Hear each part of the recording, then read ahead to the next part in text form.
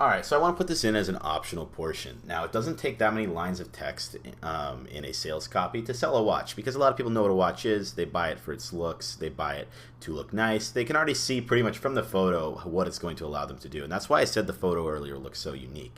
You don't have to really put that many lines of text. So just an example of the 1 out of 10 people that are going to scroll to the bottom on mobile, and I say like 95% of your traffic is going to come from mobile, just because that's just like where the shoppers are. And desktop, just, I don't know, like, you're just not most of, like, I'd say almost all my ad sets always optimize for mobile conversions, and it's just where the shoppers are. I don't know, that's just me. It might be different for you, but for the individuals who want to go the extra mile and sell on the website, I want to include this portion as well. So you want to play off of their emotions. So the 1 out of 10 people that scroll down there, you want to have something there, and you want to play off their emotions.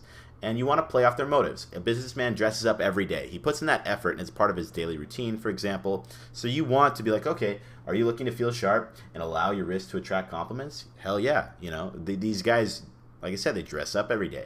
They want to feel like the man. They want to feel like the Wolf of Wall Street. You know what I mean? They want to feel like a badass, you know? So, like, maybe you could rephrase that to more badass lingo. But for the sake of this video, I think, are you looking to feel sharp and allow your wrist to attract compliments? Is a totally fine tagline to question. So what happens in marketing is whenever you ask a question, this is actually better for the advertisement copy rather than the sales copy, but for this, when you say ask any question, your mind's going to automatically answer it. That's just how it works.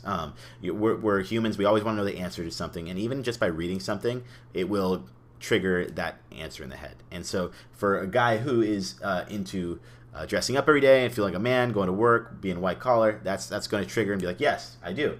Well, you're in luck. Oh boy, where do I sign up? You know what I mean? That's just going to get that extra emotional response. Now you could, like I said, for product specifics, you want to fill in the holes. Any questions that this person is going to have about this product. So number one question that customers ask is this a safe place to buy, right? And what we're going to get into in the next section is adding trust seals to your website. These are just things that make the buyer feel more comfortable.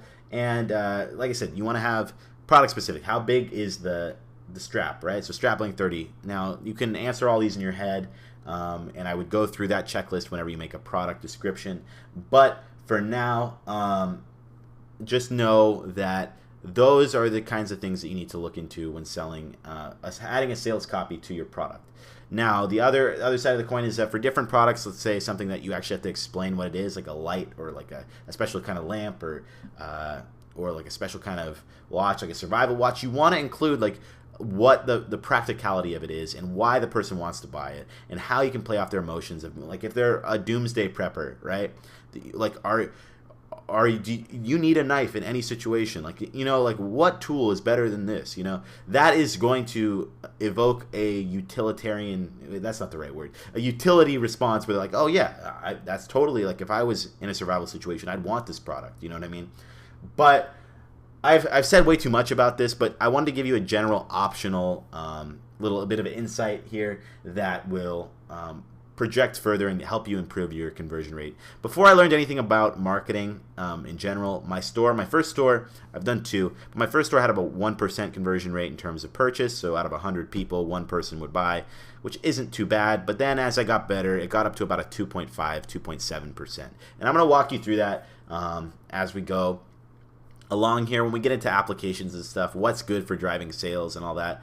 I will get into that later, but for now, just know that this is what you need to do, sales copies, and let's move on to the next section.